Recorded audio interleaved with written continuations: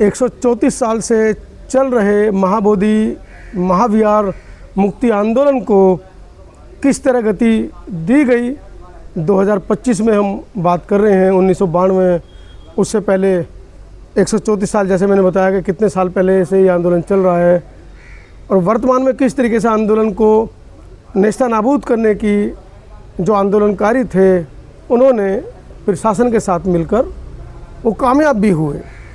हमारे एक बौद्ध भिक्खु को जेल भी भेजा गया। 66 दिन बाद 21 जुलाई को बनते विनाचार्य जी जेल से बाहर आए। जेल से बाहर आकर बहुत सारी बातें उनसे करनी हैं। हालांकि मेरी खुद की तबीयत ख़राब थी, 20-22 दिन से मैं भी घर पर ही था, कहीं गया नहीं, लेकिन उसके बावजूद आज 1 अगस्त है और मैं इस समय ठीक बनते विनाचार्य जी के साथ बैठा हूँ। बहुत सारी बातें हैं, चर्चा करनी है। बनते जी, पहले तो आपका स्वागत है तमाम बहुजन मीडिया चैनल्स में। आपका बहुत बहुत शुक्रिया और आपके सभी चैनल के दर्शकों को बहुत बहुत साधुवाद। सभी का मंगल हो, सभी का कल्याण हो। जी बताएं। बनते जी, सीधा सीधा एक सवाल जो सबसे बड़ा लोगों के जहन में है कि 13 तारीख को 13 मई को बुद्ध पूर्णिमा के अगले दिन ऐसा क्या हुआ, आपने किसके साथ मार पिटाई की, क्या ऐसा हुआ कि रात में 11-12 बजे के करीब या 10-11 बजे के बीच में एफआईआर लिखी जाती है। पुलिस के ऊपर कितना बड़ा ऐसा दबाव था कि उसने उस तहरीर को एफआईआर में कन्वर्ट किया और आधे घंटे के अंदर ही आपको अरेस्ट कर लिया। पहला तो ये कि हमारी अरेस्टिंग पहले हुई है जी, और एफआईआर बाद में लिखी गई, और ये एफआईआर 13 तारीख की घटना की वजह से नहीं हुई जी।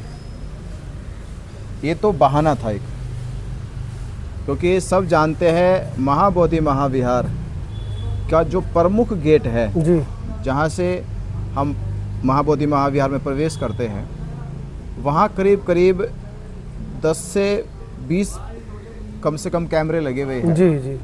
दुकानों पे लगे हुए, महाविहार के ऊपर गेट पे लगे हुए कैमरे हैं। बीटीएमसी का मेन जो काउंटर वहीं लगा हुआ है, वहाँ पे लगा हुआ है। तो उसके बाद पुलिस फोर्स लगी हुई वहाँ पे है जी। तो पुलिस फोर्स की मौजूदगी में, सीसीटीवी की मौजूदगी में हमने किसी को मारने का प्रयास किया, जान से मारने का जी, अटेम्प्ट टू मर्डर, एक भिक्षु, और उसका क्या, जिसको ना तो मैं जानता हूँ जी, और जिसका हो रहा था वो मुझे नहीं जानता। भाई किसी को मारने का प्रयास तभी किया जा सकता है जिसके साथ आपकी बहुत बड़ी रंजिश हो जी। इतनी बड़ी रंजिश हो, या तो उसको मेरे से खतरा हो या मुझे उससे खतरा हो, तो एक दूसरे के बचाव में शायद ऐसा कोई घटना हो जाए। पर ना तो मैं वो जो गुप्ता नाम के व्यक्ति, ना तो मैं उसको जानता हूँ, नीरज गुप्ता जी, और ना वो मुझे जानते जी। घटना थी क्या और बना क्या दी, इसके पीछे मंशा ये थी कि आंदोलन को कैसे ख़त्म किया जाए, और आंदोलन को ख़त्म करने में जिन जिन की साजिश थी वो अपनी अपनी साजिशों में कैसे कामयाब हो। तो हम भावनात्मक तौर पे जिस उद्देश्य से गए थे उसके पीछे हमारी मंशा ये थी कि जो सैकड़ों की संख्या में नागपुर से उपासक उपासिकाएं आई थी और वो शाम के समय महाबोधि महाविहार में पूजा करने गए जी। पूजा करने गए तो वहाँ अंदर ही कुछ सिविल ड्रेस में, उस समय इंस्पेक्टर तो ये कह रहा था कि वो सिविल ड्रेस में पुलिस वाले लोग हैं जो वहाँ पर जय श्री राम के नारे लगा रहे थे। व्हाइट शर्ट और जीन्स कुछ पहने हुए, महिलाओं ने बताया था। कुछ सिविल ड्रेस में पुलिस वाले थे और कुछ लोकल के गुंडे थे, और महाबोधि महाविहार में वो जय श्री राम के नारे लगा रहे थे, जय हनुमान के नारे लगा रहे थे, जिसके विरोध में प्रतिक्रिया देते हुए नागपुर की कुछ उपासिका और महिलाओं ने कहा कि महाबोधि महाविहार है, यहाँ बौद्धों की आस्था श्रद्धा है, इससे हमारी भावनाओं को ठेस लग रही है।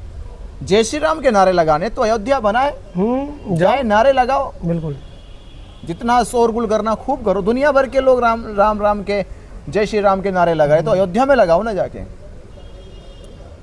इस विवाद पे उन्होंने महिलाओं के साथ मारपीट किया, और मारपीट का नतीजा ये हुआ कि बड़े पैमाने पे आक्रोश पैदा हो गया जी। बाहर जब महिलाएं आई तो पता चला कि महाविहार के भीतर जो श्रद्धा से, भावना से आए थे। उनके साथ जो जुल्म अत्याचार पुलिस प्रशासन ने सिविल ड्रेस में और लोकल गुंडों ने किया, उन्होंने बाहर आकर अपनी अंदर की सारी दास्तां, सारी मोबाइल नहीं थे उनके पास, अंदर मोबाइल नहीं थे तो बाहर आके किसी उन्होंने को मोबाइल टेलीफोन फोन नहीं लिए कर सकते थे। जो बाहर आए तब उन्होंने अपना दुख बयां किया कि ऐसे से हमारे साथ हुआ है जी। और उन्होंने हंगामा शुरू कर दिया। तो पहली बार तो वो वहाँ से कुछ लोग 4-5 लोग जो है आकाश लामा के पास गए। तो आकाश लामा से जिस उम्मीद से वो गए थे कि भाई हम लोग धरने पे आए हैं, तो धरना स्थल पे बैठे जिम्मेदार लोगों की भी जिम्मेदारी है कि अगर हमारे साथ कुछ बुरा हो रहा है, कोई हमारे साथ बदतमीजी कर रहा था, उसका संज्ञान लिया जाए। जी जी। तो आकाश लामा ने अपनी जिम्मेदारी को ना निभाते हुए गैर जिम्मेदारा बयान दिया और ये कहा कि मुझे डिस्टर्ब मत करो, मेरा बीपी आप बढ़ा रहे हो, मेरा यहाँ पे बीपी इकट्ठा बढ़ा हो रहे हो। जी जी जी। वो बीपी क्यों बढ़ रहा है उसका? क्योंकि उसकी तो वो साजिश है, ये कुछ हो, बीपी तो इसलिए बढ़ रहा है उसका। किसी तरीके से इनको लांछन लगा के अलग करा जाए, कुछ तो हो यहाँ पे। तो आकाश लामा ने कहा कि मेरा बीपी बढ़ रहा है, यहाँ से चले जाओ। जी। और तुमको किसने कहा वहां जाने के लिए? अब आप बताइए, हजारों किलोमीटर से लोग आए तो महाबोधि महाविहार भी ना जाए? जी। और डॉक्टर अंबेडकर जी को मानने वाले उपासक उपासिकाएं, जी। और खासतौर पर नागपुर जहां बाबा साहब अम्बेडकर ने लाखों की संख्या में धम्म की दीक्षा ली, वो उपासक महाबोधि महाविहार के परिसर में जय श्री राम के नारे या हनुमान के नारे कैसे बर्दाश्त कर लेंगे? बिल्कुल। वो इतने कायर तो नहीं थे। हाँ, लामा के परिवार के, लामा के वंश के लोग कायर हो सकते हैं कि उनकी विरासत पे खड़ा होकर कोई जय श्री राम के नारे लगाए, जय हनुमान के नारे लगाए और वो मुक्त दर्शक बनकर देखते रहे। जी। तो मुझे लगता है कि नागपुर के लोगों में वो बहादुरी थी, उन्होंने उसका विरोध किया। उसके बाद वहीं से जहां हंगामा हो रहा था महाबोधि महाविहार के गेट प्रमुख द्वार के सामने, वहीं से टेलीफोन किया कि बनते जी ऐसा ऐसा हो रहा है। हम, जबकि मैं उससे बहुत खास मीटिंग कर रहा था, क्योंकि मीटिंग 13 तारीख की हुई तो 14 तारीख की वो भी फाइनल करनी थी कि हमें लोग दिल्ली में क्या क्या तैयारी करनी है। जी। तो छत्तीसगढ़ और महाराष्ट्र और गुजरात के कुछ लोग बैठे थे, तो फोन आया, उन्होंने ये कहा कि बनते जी ऐसा ऐसा हमारे साथ हो रहा है, आप हमारे जल्दी से यहाँ पे आ जाए। और हमने अपने साथियों से कहा कि मीटिंग बाद में करेंगे, पहले हम वहाँ चले गए जहाँ ये जो मामला घटित हुआ है, कुकृत्य जो हुआ है वहाँ पर टेम्पल पे, जो महिलाओं के साथ वहाँ पे जो बदतमीजी की गई है, हम पहले वहाँ चले गए। हम रात को वहीं चले, हमारी पूरी टीम गई, तो हमने देखा कि प्रशासन खड़ा है पूरा। जी। हम 50 फोर्स खड़ी प्रशासन की वहाँ, इंस्पेक्टर मौजूद वहाँ पे मौजूद था, मनोज कुमार सिंह। और हमारे लोग संख्या में वहाँ पे उनके खिलाफ नारेबाजी कर रहे कि आपके होते हुए महिलाओं के साथ अत्याचार किया गया, उनके साथ दुराचार हुआ, वहाँ पे बदतमीजी की गई उनके साथ, और हमारी एफआईआर लिखो। और इंस्पेक्टर वहाँ पर मामले को रफा दफा करने के तमाम दलीलें देने लगा कि वो, हम लोग भी पहुंचे वहाँ पर, तमाम दलीलें देने लगा। वीडियो में सामने दिख रहा है, आप लोगों को फोन किया गया, आप सब लोग पहुंचे, सब वीडियो में दिख रहा है कि वो जी आप लोगों को भी बिल्कुल। हमने जाके बात कहा कि हमने फिर आखिर में ये कहा कि अगर उन्होंने जब गलती मान भी ली कि हाँ हमसे गलती हुई है तो आप एफआईआर दीजिए। तो हम एफआईआर लिखने की तैयारी ही कर रहे थे कि तुरंत वहाँ लोकल के 30-40 गुंडे आ गए, जिन्होंने, और 30-40 गुंडे आ गए साइड में खड़े होकर जय श्री राम जय श्री राम, हाथापाई भी की उन्होंने, पहले नारे लगाने लगे, हाथापाई भी। तो हमने इशारा किया पुलिस को कि इनको रोको। हमने इशारा किया पुलिस से रुके नहीं, और उन्होंने हमारे लोगों पे बहुत भिक्षु खड़े हुए तो वहाँ पे आके उन पे हमला किया, गाली गलौज की। उस गाली गलौज में अफरा तफरी मची और पुलिस ने किसी तरह से करके उनको खदेड़ दिया, भगा दिया, मौका दिया उनको भागने का मौका दिया। एक को भी नहीं पकड़ा जी। हम जबकि सब मौजूद है, प्रशासन लोकल के वहीं के सभी लोकल के आदमी, प्रशासन ने एक को भी पकड़ के गिरफ्तार नहीं किया, और बल्कि हमें भी हमारे पूरे लोगों को धमकाते हुए डराते हुए भगाया कि चले जाओ यहाँ से, नहीं तो मुकदमा कर दिया जाएगा, जेल भेज दिया जाएगा तुम्हें, तुम यहाँ पे दंगा कराओगे। अब पुलिस अपने आप ही बयानबाजी करना शुरू कर देगी, दंगा कराओगे, हिंसा भड़काओगे। अरे हिंसा हम कहाँ भड़का रहे? सिविल ड्रेस में पुलिस वाले बौद्ध उपासकों के ऊपर जुल्म कर रहे। बिल्कुल। हम ये भी नहीं पूछ सकते कि पुलिस वाले सुरक्षा के लिए गए या जुल्म करने के लिए गए। पुलिस को रखा इसलिए जाता है कि वो सुरक्षा दे, पर यहाँ तो वही रक्षक के जगह भक्षक बन चुके हैं जी। तो हमने केवल इतनी बात करी। उसके बाद हम वहाँ से, हमने लगा कि मामला शांत हो जाएगा, और हमारे एफआईआर लिखने की हमने तैयारी करी। हम एफआईआर धरना स्थल पर आके एफआईआर लिख ही रहे थे कि पता चला कि पीछे से एसओ, डीएसपी, एसडीएम और 3-4 गाड़ी पुलिस की लेके वो धरना स्थल पहुंचे, और धरना स्थल पे एक इस तरह का दबाव बनाया कि जैसे यहाँ कोई अपराधी आ गया। कोई टेररिस्ट आ गया हो और उसकी गिरफ्तारी के लिए पूरी फोर्स लगा दी, दहशतगर्दी पैदा कर दी, जी और रोड पे भी अनाउंसमेंट करने लगे कि यहाँ दंगा हो जाएगा, बुद्धिस्ट हिंदुओं का दंगा हो जाएगा, जगह खाली करो, जगह खाली करो, ये खाली करो, बनते विनाचार्य को गिरफ्तार करो। हमने बात की एसडीएम से, एसडीएम ने कहा कि आपको यहीं रहना है, कहीं जाना नहीं है, आपको मारने के लिए गुंडे घूम रहे हैं, बदमाश घूम रहे बाइकों पे, हिंसा फैल जाएगी। वो तो सैकड़ों की संख्या में हम देख रहे थे बनते जी, जब आप लोग इस पूरे घटनाक्रम के बाद जब धरना स्थल की तरफ चले तो मोटरसाइकिल पे 3-3, 4-4 मोटरसाइकिलों पे वो लाल रंग के झंडे और जय श्री राम करते हुए लोग आगे पीछे घूम रहे थे। मुझे बताओ कि ये 5 मिनट में बाइकें तैयार हो गई, झंडे तैयार हो गए, नारेबाजी तैयार हो गई, इतनी जल्दी कैसे हो जाएगा? महिलाओं में बड़ी दहशत थी, मैं था वहाँ पर उस समय। किसी को फोन भी करोगे तो घंटों लग जाती है इकट्ठे करने में, बिल्कुल। वहाँ 10 मिनट में तुमने सैकड़ों की संख्या में गुंडे इकट्ठा कर लिए, बिल्कुल हो गए। इसका मतलब है कि पहले से ही वो लोग ये फिराक में बैठे हुए थे, कैसे हिंसा हो यहाँ पे, कैसे बुद्धिस्टों के दिलों में दिमाग में दहशतगर्दी पैदा की जाए, इनको भगाया जाए। वो दहशतगर्दी पैदा करना चाहते थे कि हमने जो आवाज़ उठाई महाबोधि महाविहार मुक्ति आंदोलन की, हमने जो आवाज़ उठाई कि यहाँ पंडा पुरोहित महाबोधि महाविहार में किस तरह से अतिक्रमण करके हिंदू संस्कृति का प्रचार प्रसार कर रहे हैं, किस अधिकार से बैठा, किस अधिकार से यहाँ पे बैठा है, इनको किसने अनुमति दी है? क्या बीटीएमसी ने अनुमति दी है? क्या बिहार गवर्नमेंट ने अनुमति दी है या गया के प्रशासन ने अनुमति दी है? हम यही पूछ रहे थे कि अनुमति किसने दी है। तो उनकी जो पोल खुल रही थी, जो उनका काला चिट्ठा सामने आ रहा था, तो उसके एवज में वो ये दहशतगर्दी वाला माहौल बनाना चाहते हैं। पर जिम्मेदारी प्रशासन की है कि देश से और दुनिया से बुद्ध के दर्शन के लिए दुनिया भर से लोग आते हैं, अगर प्रशासन की मौजूदगी में वहाँ के लोकल के गुंडे ये दहशतगर्दी पैदा करेंगे तो इसका मतलब ये कि प्रशासन और सरकार का हाथ है। बिल्कुल। हम रात को वहाँ से निकले, हमें ये तो पता चल चुका था कि अब ये कुछ बड़ा होने वाला है। तो हमने सोचा कि पहले हम अपने आप को सुरक्षित रखें, क्योंकि आंदोलन बहुत बड़ा है, अभी हमारी जीत हुई नहीं है, आंदोलन चलेगा। पर हमें नहीं पता था कि हमारे पीछे पीछे जासूसी भी की जा रही है कि हम कहाँ जा रहे हैं, कहाँ ये मिलेंगे। तो ये जासूसी पूरी की गई हमारी टीम की तरफ से, और आंदोलन को ख़त्म किया कैसे किया जाए, क्योंकि जब 8 तारीख को आंदोलन स्थगित करने की घोषणा हुई थी, तो उस रात भी जाके हमने पुलिस की आंखों में आंखें डाल के कहा था बिल्कुल कि आंदोलन स्थगित नहीं होगा, और जिन लोगों ने स्थगित करने का ये तुम्हें जो चिट्ठी पर पत्र दिया है, ना तो मुझसे सहमत है और ना उनका वो आंदोलन। बिल्कुल। आंदोलन समाज का है, आंदोलन बौद्ध समाज का है, और बौद्ध समाज जब तक स्थगित करने की घोषणा नहीं करेगा, ये आंदोलन स्थगित नहीं हो सकता। एक आदमी के कहने से नहीं होगा। एक आदमी के कहने से नहीं होगा।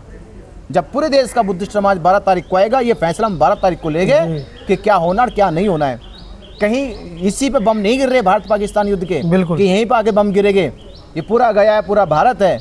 उस समय अमरनाथ की यात्रा चल रही थी, तो अमरनाथ यात्रा क्यों नहीं रोकी गई थी? वो नहीं कैंसिल की गई थी, वो तो बॉर्डर के पास ही है। बिल्कुल। उसको तो पूरा खतरा है, उस पर तो हमले हो भी चुके कई बार। तो जब वो नहीं रोकी गई तो धरना स्थल क्यों रोका गया? बिल्कुल। और हमारे ऐसे स्वार्थी लोगों ने पुलिस के बहकावे में आकर, उसके बहकावे में आकर, वहाँ डीएम की घोषणा नहीं है, वहाँ बिहार गवर्नमेंट के मंत्रियों की घोषणा नहीं है, बिहार सरकार के मुख्यमंत्री घोषणा नहीं है धरना हटाने की। इतना बड़ा निर्णय एसएचओ का कहना है, एसएचओ लेगा इतना बड़ा निर्णय। एसएचओ, जबकि कालचक्र मैदान में हजारों लोग इकट्ठा हैं। हाँ, कालचक्र मैदान में परमिशन है जी। कालचक्र मैदान में 12 मई बुद्ध पूर्णिमा के कार्यक्रम करने की परमिशन दे रखी प्रशासन ने, 2.5 किलोमीटर दूर, बस उसे रद्द नहीं किया गया जी। आप सोचिए, उसे रद्द नहीं किया जा रहा है। कुछ तो कानूनी प्रोसेस होता है कि भाई देखो, हमने बोध गया के जितने भी कार्यक्रम थे उन सब की परमिशन रद्द कर दी, यहाँ पे संख्या इकट्ठी नहीं होगी, तो माना जाता है कि यहाँ कानून अपना पालन कर रहा है जी। पर कानून केवल कह रहा है कि धरना स्थल नहीं चलेगा, यहाँ पे धरना स्थल हटेगा। और हमारे लोगों ने किस तरह से एसएचओ की बात पे सहमति जताकर हस्ताक्षर करके आ गए। बिल्कुल। इंस्पेक्टर ने हमारे ऊपर भी दबाव बनाया। एक दिन पहले मुझको बिठाया, 7 तारीख को मुझे बिठाया उन्होंने। इंस्पेक्टर आया, ये पूरी अपनी गाड़ी लेकर आया, बैठाया, मुझसे कहा कि आप साइन करिए इस पे। आपके साथियों ने साइन कर दिया इसके ऊपर, आकाश लामा ने साइन किया, बनते प्रज्ञाशील ने साइन किया, सुमित पाल ने साइन किए हैं आंदोलन को स्थगित करने के। हमें हमारे साइन मांगे, बनते कौंसिल राहुल के भी साइन मांगे, हम लोगों ने इनकार कर दिया।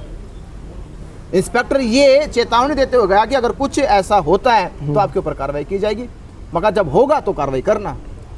फिर कौन रोकने वाला है? भाई मैं जुर्म करूंगा, मैं कोई बुरा करूंगा तो कानून का हक बनता है मेरे ऊपर कार्रवाई करने का। तो इसीलिए कहीं शायद पिछले 2-2.5 महीने से ये धरने की परमिशन मांग रहे हैं, इनको परमिशन नहीं दी जा रही है क्योंकि ये लिख कर दे चुके हम धरना स्थगित कर रहे हैं। बिल्कुल वही चल रहा था।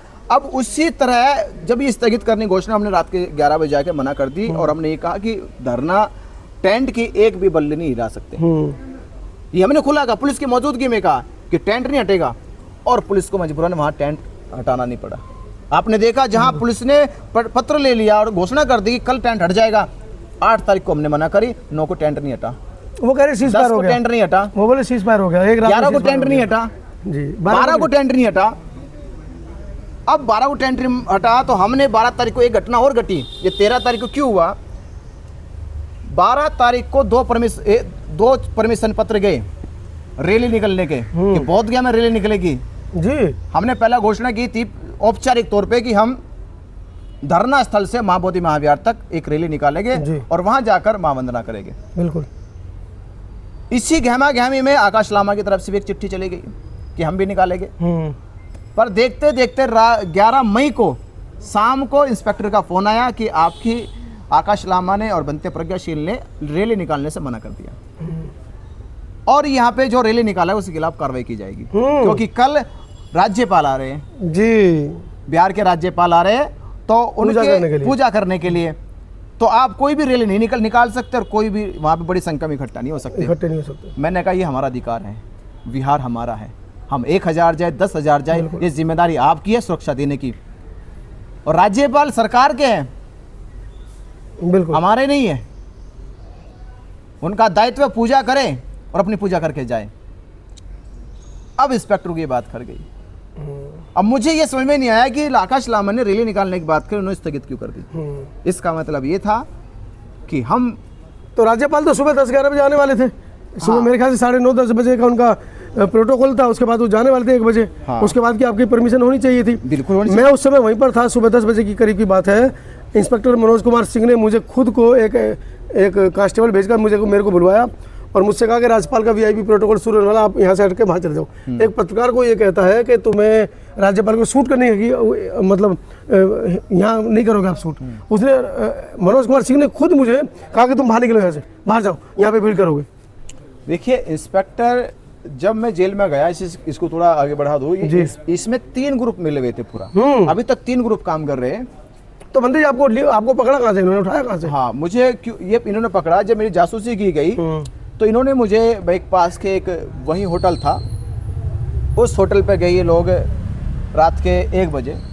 1 बजे के पहले 12:30 बजे इंस्पेक्टर का फोन मुझे आया। इंस्पेक्टर ने कहा बनते जी आपकी जान को खतरा है, ऐसे ऐसे जानकारी मिली कि कुछ लोकल एरिया में कुछ लोग गुंडे घूम रहे आपको मारने के लिए। तो मैं हंसा और मैंने पूछा आपको पता भी है गुंडे घूम रहे और आपने छोड़ भी दिया उन्हें? आपको टेलीफोन किया होगा, जानकारी मिली होगी गुंडे घूम रहे तो आपने गिरफ्तार नहीं करा। तो मुझे फोन करने की आपने जहमत उठाई पर जो घूम रहे उनको अरेस्ट नहीं करा। मैंने ये बात कहा और उन्हें फिर मैंने कहा कि अगर घूम रहे तो आप देखिए, आपका क्षेत्र है, आप यहाँ के इंस्पेक्टर हैं। उसने कहा कि अगर आपको कोई दिक्कत हो परेशानी तो मुझे बता देना। मैंने फोन कट गया पर मैं सोचने लगा कि 12:30 बजे फोन कर रहा है इंस्पेक्टर, मेरी इतनी चिंता कर रहा है, कुछ तो गड़बड़ है। क्योंकि जो इंस्पेक्टर मुझे दिन भर तक आंख दिखा रहा था, क्योंकि डुंगेश्वरी पहाड़ी पे हिंसा हुई, झगड़ा हुआ, मैंने तब इंस्पेक्टर को कड़े शब्दों में बोला। तब उसने मुझे ऐसा कहा कि हम कहाँ जाएंगे, आपके लोग तो वहाँ पे जाते हैं, वहाँ पे जाते हैं, वहाँ पे जाते हैं। अरे जहाँ हमारे स्थल तो हम तो जाएंगे वहाँ पे, तुम्हारी जिम्मेदारी वहाँ फोर्स लगाना। जब तुम्हें पता है कि 11 और 12 मई को देश भर से लोग आएंगे तो फोर्स बढ़ानी चाहिए थी आपको, वहाँ पर फोर्स की गाड़ी बुलानी चाहिए थी, तो शायद हिंसा नहीं होती। अगर डुंगेश्वरी पहाड़ी पे जानकारी मिली थी कि हमें हर साल वहाँ पे हिंसा होती है तो पुलिस को वहाँ पे 10-20 पुलिसकर्मी रखने चाहिए थे, तो शायद वो हिंसा ना रुक जाती। तो इंस्पेक्टर जो दिन भर में उससे सही से बात नहीं कर रहा था, उससे रात के 12 बजे मेरी जान की परवाह कैसे होने लगी। मतलब फोन ट्रेस करने की कोशिश की गई और मुझे तो लग हो गया कुछ ना कुछ गड़बड़ हो रही है। हमारे साथी नीचे गए तो देखा कि सिविल ड्रेस में 4-5 लोग घूम रहे, तो वो रेकी कर रहे। हमने 1 बजे तक इंतजार किया तो 1 बजे तक वो टहल रहे, पूरी रेकी कर रहे। तो उसी समय हमारी गाड़ी आई, लड़के लोग गाड़ी लेके पहुंचे तो उनको गाड़ी में गिरफ्तार कर लिया। हमने टेलीफोन किया तो फोन पे कोई और बोलता है, हमने कहा पुलिस आ गई है। पहले मन में ये था कि लोकल गुंडे, पर अब समझ में आया कि पुलिस आ गई है। तो पुलिस की 4-5 गाड़ियां होटल पहुंची और वो ऊपर हमारे कमरे पे गई और उसमें बड़े बड़े बोले पौधे कहाँ से लेकर आए थे, वो तो थाने के भी नहीं थे, मतलब अलग प्रकार की वर्दी पहनने पहुंचे, जाके रूम में बैठे लिखा पढ़ी करना शुरू कर दिए। कहाँ से है, कैसे है, ये है, आपको किसने यहाँ भेजा है, आपका क्या उद्देश्य है, क्या मनसा है। तो हमने इंस्पेक्टर से कहा कि ये आज ही पूछ रहे हो, सारा होमवर्क आज ही करोगे, ये आज ही करोगे, 90 दिन से हम बैठे हैं तो आपको नहीं पता हमारी मनसा क्या है। फिर बोला कि आज के झगड़े से तनाव बढ़ गया है, आपको लोग ढूंढ रहे हैं, आपने किसी का कलेंगे सर फोड़ दिया है, किसी की पसली तोड़ दी है और वो आपको मारने के पीछे है और हमें हमारे ऊपर दबाव है आपकी सुरक्षा के लिए और आपको यहाँ से ले जाना पड़ेगा। अब फोर्स ज़्यादा, अब उससे हम कुछ कह भी नहीं सकते क्योंकि रात का एक से ज़्यादा टाइम हो चुका है। किसको कहेंगे तो मामला कुछ और ज़्यादा गड़बड़ ना हो, तो हमने सोचा कोई प्रशासन है, क्योंकि ये भरोसा था जब कुछ हुआ नहीं है ये कार्रवाई भी करेगा तो इतनी कर सकता कि सुबह छोड़ देंगे, हल्की मारपीट हुई जी छोड़ देगा चलान भर के, हिंसा कुछ हो ही नहीं है। तो हमें ये बोध गया थाना न ले जाकर, ये गया लेके चले गए। ओहो, गया ले गए और गया हमें 2 बजे 2:30 बजे लेकर पहुंचे। तो वहीं मौजूद डीएसपी मौजूद था और एक अधिकारी और, उन लोगों ने फिर हमें 4 बजे तक वो लंबी पूछताछ करी और आखिर में ये कहा कि आपको छोड़ दिया जाएगा, आप इस आंदोलन से दूरी बना लो जी। ये डीएसपी का बयान था कि आप आंदोलन से दूरी बना लो और 15 तारीख को आंदोलन खत्म होने वाला, प्रलोभन दिया जा रहा था, प्रलोभन दिया था, आप आंदोलन से दूरी बना लो और 15 तारीख को तो आंदोलन खत्म हो रहा है। जो जिसकी खबर आप लोगों को और देश के लोगों को 15 तारीख को पता चली है, उसकी खबर 13 तारीख को पता चलेगी मुझे। उस रात को डीएसपी कह रहा है कि आंदोलन खत्म होने वाला है, आप दूरी बना लो, अगर आप कुछ करोगे देखो आपके ऊपर कार्रवाई होगी, आप अपना चले जाओ, जब मर जाओ। ये भी कहा कि 10-15 दिन बाद आप लौट आना, हमें कोई परेशानी, हम आपको सुरक्षा भी देंगे, फिर फिलहाल निकल जाओ यहाँ से। मैंने कहा ये तो नहीं मैं कर सकता, मुझे इस चीज का डर नहीं था, ना तो इस चीज का भय था कि मेरे को कुछ उल्टे मुकदमे लगाए गए। मुझे पता था कि मैं इनकी बात नहीं मान रहा तो ये फिर भी मुझे छोटे मोटे चलान करके भेजेंगे, ये तो मैं कंफर्म कर चुका था। लाखों लोगों का, करोड़ों लोगों का विश्वास जुड़ा था आपके साथ में। ये तो कि मैं तो साइन तो करके नहीं सकता, पर कार्रवाई करेंगे, छोटी मोटी कार्रवाई करेंगे, 2-6 दिन बाद में चलो आ जाऊंगा, मेरे मन में ही चल रहा था। तो मैंने कहा कि ऐसा तो मैं नहीं कर सकता और आंदोलन खत्म नहीं होगा। मैं ये कहा आंदोलन तो नहीं खत्म होगा, भाई इतनी बात मैंने कही। उन्होंने फिर मेरी बात नहीं सुनी, वो चले गए। सुबह वो बताना, वो तो एफआईआर की बड़ी बड़ी कॉपी लेकर आए जी, मुझसे साइन करवाने लगे। मेरा ऐसे थोड़ा सा नजर पड़ी एफआईआर पे, मैं तो चौंक गया और इतना कुछ लिख दिया उसमें, मारा पीटा, पसली तोड़ दी है, दांत तोड़ दिया है, सर फोड़ दिया, गला दबा दिया है और जना क्या का छीन लिया है, बहुत बुरी तरह से। मैं तो कोई भाई लंबी धारा बनाई गई, मैं फिर भी खुश रहा। इंस्पेक्टर ने कहा आके मुझसे कि बनते जी मुकदमा हो गया आपके ऊपर, लगता है हफ्ते 2 हफ्ते जेल जाना पड़ेगा आपको। अब मैंने मन में भी रहते 2 हफ्ते चले जाएंगे, झूठा फर्जी मुकदमा लगाया तो ज्यादा क्या चलेगा कोर्ट में, चले गए कोर्ट में। पर मुझे ये अफसोस था कि 15 तारीख को धरना खत्म हो जाएगा, ये विश्वास नहीं हो रहा था। वो हो गया, मैं जेल चला गया 14 तारीख को जेल गया। 15 तारीख को ये खबर मुझे बाद में मिली, जब मैं 15-10 दिन जेल में रह लिया, खबर मुझे मिली कि 15 तारीख को 11 बजे आकाश लामा, बनते प्रज्ञाशील, सुनीत पाल और 2-3 लोग और थे, और उसमें एक शुक्ला बरुआ भी गई और 2-3 लोग और थे। डीएम ऑफिस 11 बजे पहुंचे और वहां लिखा पड़ी सारी हुई। शुक्ला बरुआ बाहर खड़ी कर दी, उस महिला को वो बाहर खड़ा कर दी, लोग अंदर गए। 11 बजे गए, 12:30 बजे वापस वहां से आए और आके इन्होंने वहां पे क्या कहा क्या नहीं कहा। इनको मालूम था कि आज रात को धरना हटेगा, ये रात को धरना हटेगा और मैं जेल में बैठा हूँ। ये सबूत बाहर के लोगों ने दिया, मुझे तो जानकारी 2 दिन पहले हो गई कि धरना आज हटेगा और रात के 12 बजे पुलिस पहुंच गई 15 तारीख को और धरना हटाने लगी। शुक्ला बरुआ को पता चला कि धरना हट रहा, उसने फ़ोन किया बनते प्रज्ञाशील को, आकाश लामा को, फ़ोन नहीं उठाया, फ़ोन पिक नहीं किया। जो आदमी 2-2 बजे तक जगते थे वो रात के 12 बजे फ़ोन नहीं उठा रहे, और जिनको पता है कि धरना उठेगा तो वो लोगों को क्यों नहीं बताया। बिल्कुल, जब डीएम के सामने, पुलिस के सामने इन लोगों ने धरना हटाने का प्रस्ताव दे दिया, बिल्कुल, तो इन्होंने देश के लोगों को आगे क्यों नहीं बताया, देश के बुद्धिस्टों क्यों नहीं बताया लाइव कि हमें कार्यालय में आकर हमसे ये लिखवा दिया गया है। अरुण गौतम जब लाइव वहां से कर रहे थे, जिस समय हट रहा था, उसी समय लामा को बोलना चाहिए था लाइव पे आके कि धरना मेरे बिना सहमति की हट हट रहा रहा है। है। आओ देशवासियों मेरे देश आओ, क्यों नहीं बोला गया? नहीं बोला उसने, एक बार भी नहीं बोला। नहीं, ये तो रात के दिन में क्यों नहीं बोला? मैं अगले दिन की तो बात आकाश कर रहा लामा हूँ। को दिन में पता चल गया। 16 तारीख की सुबह जिस समय धरना हट रहा था और अरुण का मोबाइल मनोज कुमार सिंह एसएचओ ने छीन लिया और उससे वो वीडियो बनवा रहे थे, तो उस समय लामा को बोल देना चाहिए था। क्यों नहीं बोला लामा ने? तो कहीं ना कहीं मन में खोट था बंदे जी। खोटता जी, नहीं तो जो पूरे समाज का विश्वास जुड़ा हुआ था, बिल्कुल। लामा 90 दिन से बैठा था, उसकी आंखों के सामने धरना हट गया। अरे वो कह रहा है कि मेरे को देखता रह गया। वो कह रहा है कि मेरे खिलाफ एफआईआर दर्ज की है, जिसकी जमीन थी कोई यादव करके है। अरे तुम स्टे लेते उसके ऊपर, सुरेंद्र यादव, तुम स्टे लेते उसके हमारे ऊपर। पास पूरा प्रूफ है जी सारे एविडेंस लेकर आओ, सारे एविडेंस। जी सुरेंद्र यादव से पूरी की पूरी बातचीत हो चुकी है। सुरेंद्र यादव ने कहा मुझे अगर मैं इसको नोटिस देता तो मैं जमीन नहीं कब्जा सकता अपनी। बिल्कुल। अरे मैं अभी जमीन पे नहीं खड़ा अब तक, मेरा सरकार का मुकदमा चल रहा है, तो मैं लीगल नोटिस दे कैसे दूंगा? अच्छा, लीगल नोटिस तो कोर्ट से निकलेगा और कोर्ट अभी ये नहीं मानता कि जमीन मेरी है वो। ओहो, अच्छा। तो यहाँ भी लामा झूठ बोल गया कि मेरे ऊपर नोटिस आया। मुझे बताओ, आप पत्रकार है जी, मैं तो जेल चला गया जी। देश का एक आदमी मुझे ला दो जिसको नोटिस दिखाया उसने अब तक। नहीं, अभी तक तो किसी को नहीं दिखाया। मुझे एक आदमी दिखा दो। मेरे को तो बनता है जी, जब धरना, सच्चाई कह रहा, नोटिस दिखा दो लाके। जब मार्च में धरना यहाँ पर शुरू हुआ था तो मैंने स्पष्ट ये पूछी थी, जब प्रेस कॉन्फ्रेंस चली थी कि लामा जी यहाँ का क्या परमिशन तुम्हारे पास मिल गई है? बोले नहीं मिल गई है। अरे दिखाओ कहाँ है? मिल गई है तो नहीं, पुलिस प्रशासन ने बोल दिया है। क्योंकि मैं गोरखपुर में 24 दिन जेल में रखा, आपको पता है। तो मैंने उनसे कहा कि अभी तो बिजली चोरी का मुकदमा आपके ऊपर दर्ज होगा, जमीन हड़पने का मुकदमा दर्ज होगा आपके ऊपर, आपके पास परमिशन है ही नहीं। लेकिन वो हमेशा कहते रहे नहीं मिल गई मिल गई मिल गई है। और बाद में उन्होंने कहा कि यादव जो सुरेंद्र यादव जो जमीन का मालिक है उसने मेरे पर केस कर दिया है, मुझे मजबूरी में जमीन खाली करनी पड़ रही है। ये जान बचाने का साथ साथ ये सौदा हो चुका था, नोटिस तो बहाना था। सुरेंद्र यादव की अगर हिस्ट्री पता करोगे आप पत्रकार, अब जाके पता करना जी, वो ऐसा सांसद है वहाँ पे, सांसद है, वो सांसद है भैया। अच्छा। इतना मजबूत आदमी है वहाँ का कि वो तो कहते हैं कि अगर जमीन मुझे पता हो जाए कि यहाँ पे इतना बड़ा काम हो रहा है तो अगर मेरे अधिकार में हो ये जमीन हो, मैं 10 साल के लिए दे दूँ, 10 साल के लिए दे दूँ उसे। बहुत बड़ी बात बोल दी। क्योंकि जेल में जो उसके रिश्तेदार यादव लोग थे उनके थ्रू हमारी बातचीत हुई जी। उन्होंने कहा अगर मेरे हाथ में अधिकार में जमीन होती तो मैं 10 साल के तो धरना रखो उस पे। बिल्कुल। मुझे कानो कान खबर नहीं कि वहाँ पे हो क्या रहा, मैं लीगल नोटिस क्यों दूंगा? मुझे लीगल पावर ही नहीं अभी तो उसकी। मतलब कोर्ट में केस चल रहा है, वो कैसे दे देगा आपको लीगल नोटिस? मैंने कोई नोटिस नहीं दिया, ये झूठ फैलाया।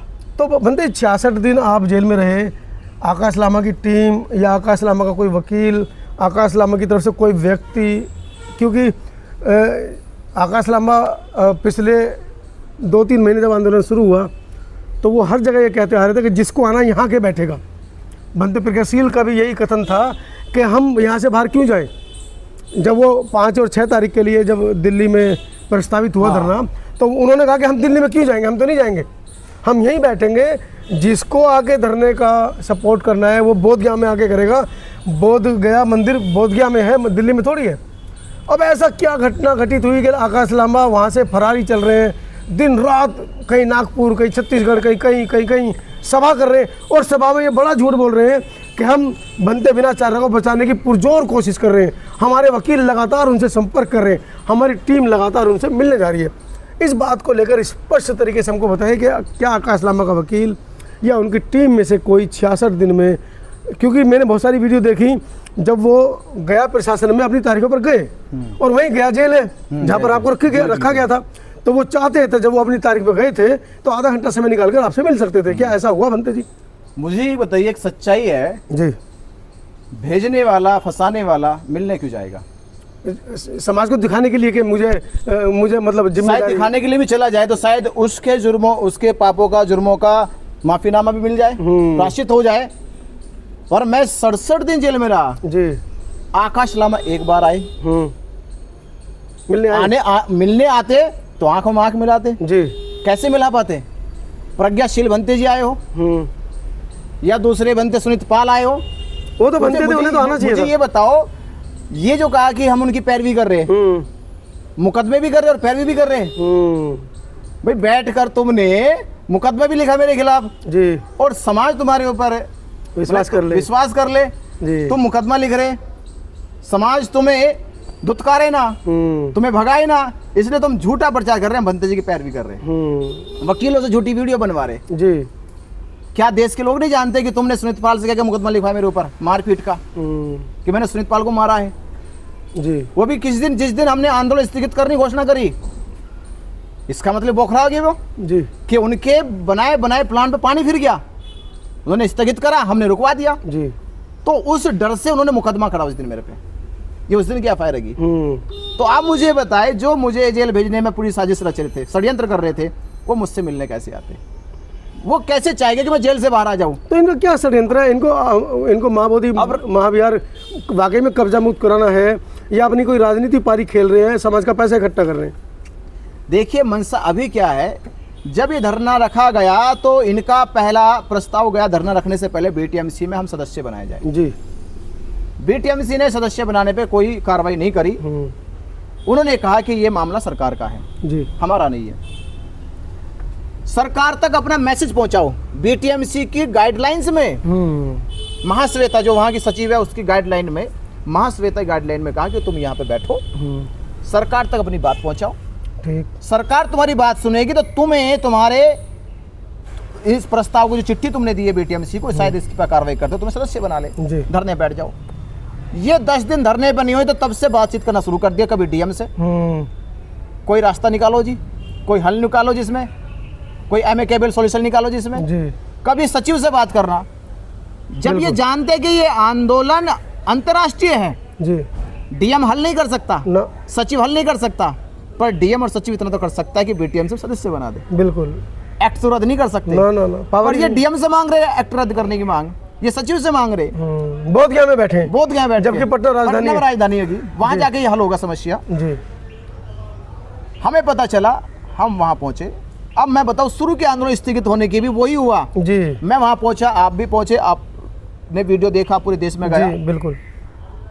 मुझे उस दिन कहा कि बनते जी आप दिल्ली चले जाओ और दिल्ली में जाके कॉन्फ्रेंस करो और लोगों से कहो कि आंदोलन हमारा मजबूत हो गया। मैं उस रात को निकला जी, मैं उस रात को निकला और मैं मतलब बनारस पहुंचा नहीं था। रात के 1 बजे हो गया, टेलीफोन आ गया 27 तारीख को। हाँ, टेलीफोन आ गया कि बनते जी आंदोलन उठा दिया इन्होंने। मैं निकला, देखो जी, उस दिन भी ऐसे ही हुआ, मैं निकला वहां से, आंदोलन हट गया। वो तो तय था, मतलब प्री प्लान था उस दिन भी जी। और इनमें से कोई भी लोग मौके पर मौजूद कोई मौके पे नहीं पहुंचा, पूरी एंटायर टीम से कोई भी मौके पर नहीं तो था। मैं पूछना चाह रहा हूँ, आकाश लामा कहाँ चले गए थे?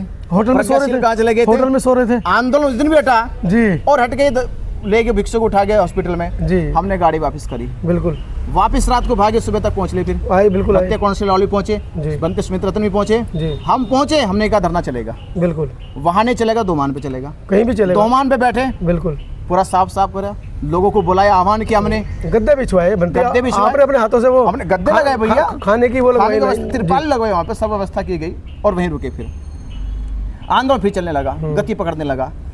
अब इसको लगा कि तो मामला बढ़ता जा रहा, और मामला ऊंचा पहुंच गया। जब ऊंचा पहुंच गया, हमें नहीं पता चला इसकी रातों रात कहाँ बात हो गई फिर कि हम किरण रिजिजू से मिलने जा रहे। जी जी जी जी। किरण रिजिजू से क्या संबंध तुम्हारा? लड़ाई बिहार गवर्नमेंट से है, मिलने किरण रिजिजू से जा रहे हो, केंद्रीय मंत्री से, और साथ में किनको? सुलेखा ताई को लेके जा रहे हैं। सवाल समझ में आ रहा, मतलब किरण रिजिजू दिल्ली में रहते हैं, सुलेखा ताई नागपुर में रहती है, तो नागपुर से दिल्ली आ रहे जी। इसका मतलब बोधगया का खेल नागपुर से चल रहा है। ये लोग पहुंचे तो आकाश लामा धरना स्थल पे लोगों को कैसे मोबिलाइज कर रहा है कि बात हो रही है और खुशखबरी आने वाली है। 90% जीत गए हैं, 10% रह गया, बस दिल्ली जाना है और खुशखबरी 10% रह गया है। ये कैसा मामला था? किरण रिजिजू कोई मुख्यमंत्री था, प्रधानमंत्री था, जाओ अगर खुशखबरी आ जाएगी। भाई सरकार ने तो उनको दिया है मामला कि जाओ तुम इस मामले को देख रेख संभालो, देख रेख इसको टैकल करो, क्या मामला है, क्या मामला का। लेकिन उनको ये तो उनका कोई बयान ही नहीं आया, उनका कोई बयान नहीं है। 90% पे तो कह के खुशखबरी आएगी, और रातों रात पहुंचे, और पहुंच के ये कहते कुछ साथियों को लेके गए, पर साथी बाहर रह गए, अंदर चले गए। अंदर क्या बातचीत हुई, ये आए और फिर कोई खुशखबरी नहीं आई। हमने 2 दिन बाद यही पूछा था, बात कहाँ से बिगड़ी? उन्होंने पूछा कि लामा जी खुशखबरी कहाँ है जी, 10% कहाँ है, और 10% रह गई थी, खुशखबरी कहाँ है जी। और मैं कह रहा हूँ, ये मैंने पूछा, आकाश लामा ने दिल्ली जाने से पहले रोज कहा कि खुशखबरी आने वाली है, दिल्ली जाने वाला हूँ, बस 90% जीत हो गई है जी। मुझे बताओ, दिल्ली जाने के बाद एक भी बार कॉन्फ्रेंस की हो कि खुशखबरी ये थी? बिल्कुल। किरण रिजिजू से क्या बातचीत हुई आज तक नहीं बताया, बिल्कुल नहीं। अगर पत्रकार है, मैं तो आपसे पूछ रहा, अगर आपको बताओ किरण रिजिजू से क्या बातचीत हुई हो, किरण रिजिजू से क्या बातचीत हो, ये किरण रिजिजू के, मैं साक्षी हूँ, और बनते एक नागपुर के साक्षी है जिनके टेलीफोन से उन्होंने टेलीफोन किरण रिजिजू को लगाया, जी। हैंड फ्री किया और बात करी पूछा कि क्या बात हुई थी। किरण रिजिजू ने स्वयं अपने बयान में कहा कि भाई आदमी सही नहीं है। मैं बुद्धिस्ट हूँ, मंत्री बाद में पर एक बुद्धिस्ट हूँ। मैंने सोचा था कि ये आदमी आएगा और बुद्धिस्टों के और धर्म के हक में बात करेगा। इसने आकर सीधा कहा कोई रास्ता निकालो, धरना हम ज्यादा नहीं चला सकते और मुझे भेजो अंदर, मुझे कुछ भी करो। तो मैंने सुन तो ली, कोई प्रतिक्रिया नहीं दी से जी। मैंने कहा कि ठीक है मैं बात करूंगा। मैंने इसको भेज दिया।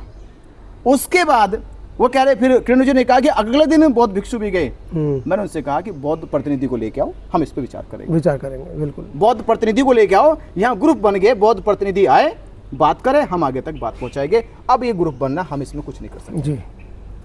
अब आकाश लामा के सामने जब ये बात हुई किरण रिजिजू की, तो उसने आगे क्यों नहीं बताया कि किरण रिजिजू ने कहा क्या। बयान देना चाहिए था। बिल्कुल, और ये तो ऑफिशियली बात थी, तो क्यों नहीं मीडिया के सामने बोली गई। मैं माइनॉरिटी कमीशन में आप गए, किरण रिजिजू से मिले, बहुत सारी बातें हुई, तो क्या ये आपको बोलना चाहिए था, पर वो नहीं बोला गया। जब हमने पूछा, उसको लगा कि बात बिगड़ रही है, पोल खुल रही है। अब इन्होंने कहा कुछ तो षड्यंत्र करें। अब इनकी किस्मत भी ठीक ठाक थी कि भारत पाकिस्तान का युद्ध हो गया, वहां से गिरे तो यहाँ अटके आगे भी रही है। कह लगे भारत पाकिस्तान का युद्ध हो रहा, इन्हें और मौका मिलेगा। अब इन्हें सदस्य तो नहीं बनाया जा रहा, अब पैसा बचा लो। पैसा खर्च करना बंद कर दिया, खाना पीना बंद हो गया।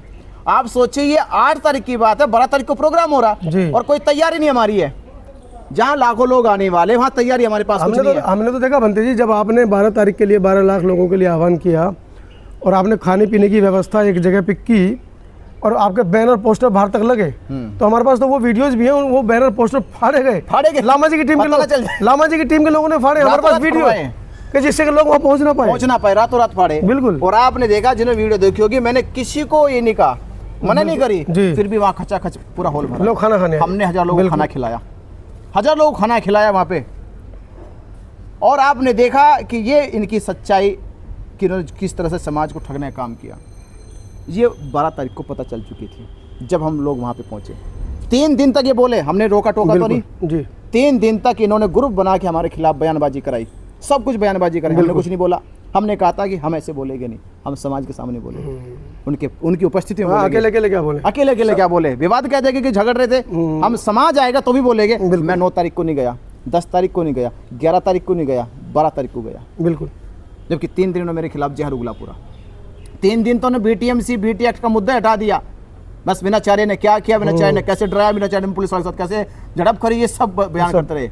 अच्छा, दिन में तो बनते जी आप लोगों की सुलह हो गई थी जब वो लुम्बिनी बुद्ध विहार के अंदर प्रोग्राम हुआ था, तो वहाँ तो आप लोगों की सुलह हो गई थी आराम से। आप लोग, आकाश लामा तो ये कह रहे थे कि अरे मुझे तो बड़ी खुशी हुई, मेरा छोटा भाई बिनाचार्य मेरे बगल में बैठा है। ये बात 13 तारीख की है। हाँ, दिन की। हाँ, 13 तारीख की दिन में, 13 तारीख की बात दिन की। मैं तो उस दिन उनको सुनकर ये चौंक गया कि 3 महीने पहले से अगर इस बात को बोल देता तो यहाँ तक मामला नहीं आता, वो समझ जाता। हाँ, मैं तो उनके बचपन वाली हरकतों को मैं मतलब हंस रहा था अंदर सुनकर। तो आपने देखा, वो तो लोग ही चौंक गए कि नहीं, वो भी तब बोला जब मैं अंदर गया जी। उससे पहले नहीं, कुछ नहीं, उससे पहले तो आप विरोधी चल रहा था, विरोधी हो रहा था मेरा। वो तो ये तो संतोष जी देवा से लग रहा मुझे। आप किसी का तो तब जाके देखा सन्नाटा, बोला मेरा भाई भी आ गया भैया, मेरा छोटा हो गया, वो हो गया, दुनिया भर की बातें। अच्छा, ये सब बातें बड़ी लंबी हो जाएंगी, चलती रहेंगी। हम बीच बीच आप लोगों से समय पर इस बारे में और भी ज्ञान लेते रहेंगे। अब आप बाहर आ गए हैं, आप लगातार नागपुर, आगरा और कई जगह पर जाके लगातार धम देशना कर रहे हैं और इस मामले को लेकर अंतर्राष्ट्रीय एक मतलब एक कहना चाहे कि उसको एक रूप भी देना चाह रहे हैं। और अभी 16 तारीख को आपने नागपुर में एक बड़ी सभा रखी है, उसके बाद एक पूरा रथ यात्रा मतलब पंचशील यात्रा आपने निकाली है, उसके बारे में हमारे दर्शकों को थोड़ा अवगत कराएं।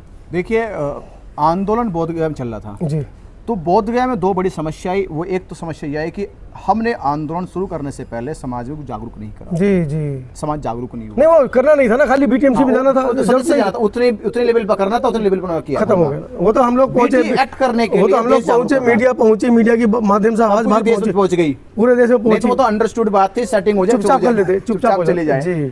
तो हमें अब लगा कि 134 साल तक ये आंदोलन क्यों पड़ा है पेंडिंग, सुप्रीम कोर्ट में पेंडिंग, बिल्कुल, विधानसभा में पेंडिंग, समाज सरकार की फाइलों में पेंडिंग, समाज में पेंडिंग। तो सबसे बड़ा रीजन ये है कि समाज जागरूक नहीं है। बहुत बड़ी बात है। समाज जागरूक नहीं है। समाज जितनी बुद्धिस्ट संस्था आएगी, मैं 1000 संस्था आएगी, मैं आज कह रहा हूँ उन संस्थाओं के धर्म प्रचार के एजेंडे में महाबोधि महाविहार मुक्ति आंदोलन नहीं है। नहीं है। हम धर्म का काम कर रहे हैं और हमारे एजेंडे में मुक्ति आंदोलन नहीं है, जागरूकता कमी है। बौद्ध भिक्षु रोज प्रचार प्रसार कर रहे हैं, पर प्रचार प्रसार में एजेंडा महाबोधि महाविहार नहीं है। किसी के एजेंडे में नहीं है। तो हमने कहा ये एजेंडा बनना चाहिए। जिस दिन देश की हर एक बुद्धिस्ट संस्थाओं में महाबोधि महाविहार मुक्ति आंदोलन एक एजेंडा बन जाएगा जी, उस दिन महाबोधि महाविहार मुक्त होगा। और हमने संकल्प लिया कि धरने पर नहीं बैठेगा। तो धरना खत्म हो गया, आंदोलन खत्म नहीं होगा। अब आंदोलन अपनी तीव्र गति से चलेगा और देश के कोने कोने के बुद्धिस्टों को, अम्बेडकरवादियों को, बहुजन समाज को जागरूक करेंगे। पहले जी जागरूक करने का हमने टारगेट 12 फरवरी रखा है। 12 फरवरी को आंदोलन शुरू हुआ था। 12 फरवरी 2026 तक हम देश के हर एक राज्य में जाएंगे और एक राज्य में जाकर गांव शहर के हर एक बुद्धिस्ट, अम्बेडकरवादी, बहुजन समाज के लोगों को जागरूक करेंगे और फिर एक साथ लोगों को दिल्ली बुलाएंगे, क्योंकि ये एक्ट जो है दिल्ली और पटना से हल होगा। बोधगया से नहीं होने वाला जी। बोधगया तो अच्छा लगा, सरकार नहीं है वहाँ पे। सरकार कहाँ पे? तो पटना में है। बिल्कुल। और पटना की सहयोगी सरकार दिल्ली में। तो दबाव दो जगह बनाना है। दिल्ली में बैठेंगे हम लोग और दिल्ली में बैठने के लिए हमें देश भर की तैयारी करनी है। पटना में भी कुछ बौद्ध भिक्षु जो बिहार के से संबंधित हैं वो उधर बैठ गए हैं। 23 तारीख से लगातार आज 9वां-10वां दिन है उनको बैठे हुए। कल चर्चा चल रही थी, भिक्षुणी वंदना रत्न करके हैं, तो वो कह रही थी कि पटना से इसका अधिकार निकला जाएगा, पटना से हमको शुरुआत करनी है। ये बात लीगली तौर पर से, कानूनी तौर पे जो भी कानून है वो राजधानी से बनते हैं जी, विधानसभाओं से होते हैं। तो बोध गया का जो कानून है, बेटी एक्ट जो है, वो बिहार की विधानसभा में है और बिहार की विधानसभा पटना में है जी। तो पटना में ही प्रोटेस्ट होना चाहिए। बिल्कुल। जिससे कि हमारे प्रोटेस्ट की आवाज विधानसभा तक पहुंचे। हाँ, के सामने बैठे हैं, सामने वहाँ स्पीकर सुने, वहाँ बैठे मेंबर सुने, सब वहाँ बैठे मुख्यमंत्री हमारी आवाज सुने कि पटना विधानसभा के बाहर क्या हो रहा है, बिल्कुल क्या चल रहा है। तो ये आवाज या तो बिहार की गवर्नमेंट सुने या फिर दिल्ली गवर्नमेंट सुने। तो दिल्ली में करना हमारा लक्ष्य यही है कि हम ये आवाज़ दिल्ली में उठाएंगे। ये बड़ा इंटरनेशनल मामला है, इंटरनेशनल मामला है। तो वहाँ पे इंटरनेशनल, यहाँ पर देश के सभी देश के लोग यहाँ पर बैठते हैं, दूतावास ही बने हुए, उनकी इंटरनेशनल मीडिया यहाँ पर रहेगी। तो हमारी खबर जब दिल्ली में महाबोधि महाविहार की चलेगी, बेटी एक्ट रद्द करो, बेटी एक्ट क्यों रद्द करो कि वो बौद्धों का है, वहां पर अवैध तरीके से बेटी एक्ट बनाकर महंतों का कब्जा करा रखा।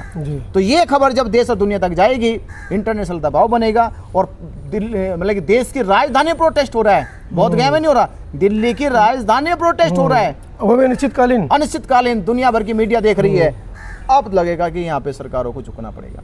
तो ये एजेंडा हमने 12 फरवरी 2026 तक का तय किया है। मतलब उस दौर में आप पंचशील यात्रा निकालेंगे महाराष्ट्र से, पूरे महाराष्ट्र, पूरे देश में आते हुए 12 तारीख को जंतर मंतर से शुरू कर देंगे, जंतर में पहुंच जाएंगे। तो ये महाराष्ट्र की यात्रा, फिर छत्तीसगढ़ की यात्रा, फिर मध्य प्रदेश की शुरू होने वाली है, मऊ से बड़ौदा तक की। तो 3 स्टेटों की यात्रा हमारी कंप्लीट हो चुकी है। उसके साथ साथ गुजरात के प्रोग्राम भी है, राजस्थान के प्रोग्राम भी है, उत्तर प्रदेश के प्रोग्राम है। उत्तर प्रदेश के लोग भी लगे, वो भी कह रहे हम लोग भी यात्रा ही निकालेंगे। बिल्कुल। तो ये हमारा यात्राओं का, जनसभाओं का कार्यक्रम होगा। तो करीब करीब 6-7 महीने हम लोग पूरे देश में घूम घूम के ये जागरूकता पैदा करेंगे।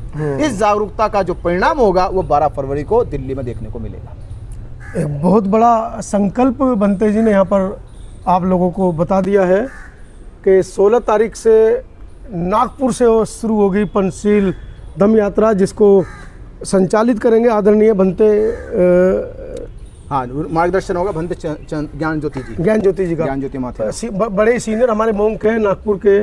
तो 16 तारीख से ज्ञान ज्योति जी भंते जी के अध्यक्षता में, उनके संरक्षता में ये पंचशील यात्रा निकाली जाएगी। और जैसा कि भंते जी ने बताया कि पूरे देश में घूमकर ये 12 फरवरी को पुनः एक बार फिर दिल्ली के जंतर मंतर से संसद के बाहर खड़े होकर अपनी आवाज़ को उठाएगी और महाबोधि महाविहार मुक्त किया जाए, इसको लेकर काम करेगी।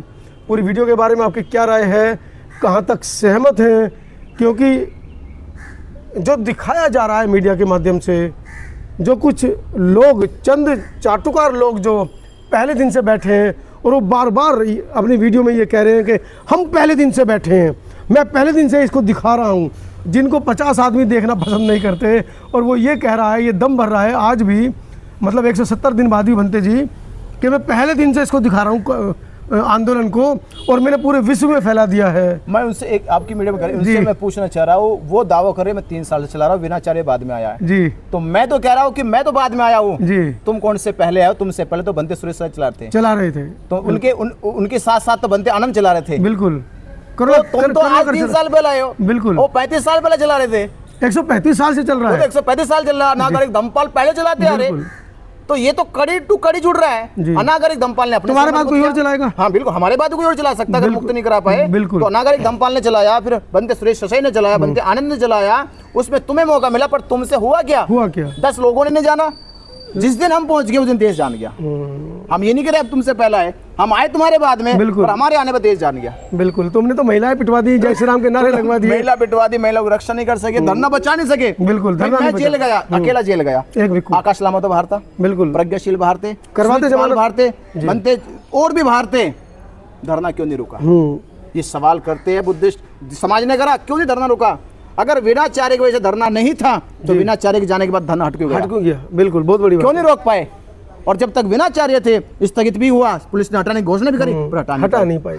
इसलिए बनते जी को हटा दो पहले जी। तो उन्होंने कहा कि धरना तो नहीं हटेगा, विनाचार्य को पहले हटा दो तो धरना हट जाएगा, वही उन्होंने कर दिया। तो परसों मैंने 27 तारीख को एक धरना प्रदर्शन पुनः रखा गया जंतर मंतर पर, जहाँ पर राष्ट्रकवि राहुल नागपाल और पत्रकार राहुल नागपाल ने एक वहाँ से सवाल उठाया कि आकाश लामा बनते नहीं है, लेकिन लोग उनको बनते जी बदनामी कर कर उनको संबोधन करते हैं, लेकिन आकाश लामा एक बार भी ये मना नहीं करता है कि मैं बनते नहीं हूँ, लामा हूँ या एक साधारण उपासक हूँ। तो ये एक छोटी सी बात नहीं है। अगर अंतर्राष्ट्रीय स्तर पर इस बात को देखा जाए तो कई देश के लोग आकाश लामा के खिलाफ खड़े जाएंगे, लेकिन हम फिर भी ये कह रहे हैं, पुनः ये चाहते हैं कि सब मिलकर एक साथ इस लड़ाई को लड़ें, अपनी मैं को छोड़ें, क्योंकि जब तक मैं चलती रहेगी 134 साल हो चुके हैं, 134 साल और निकल जाएंगे, महाबोधि महाविहार मुक्त नहीं हो पाएगा। पूरी वीडियो के बारे में आपकी क्या राय है कमेंट सेक्शन में ज़रूर लिखिएगा। मैं हूं आज दिल्ली से अपने सहयोगी संतोष अम्बेश के साथ इस खास खबर के लिए। धन्यवाद।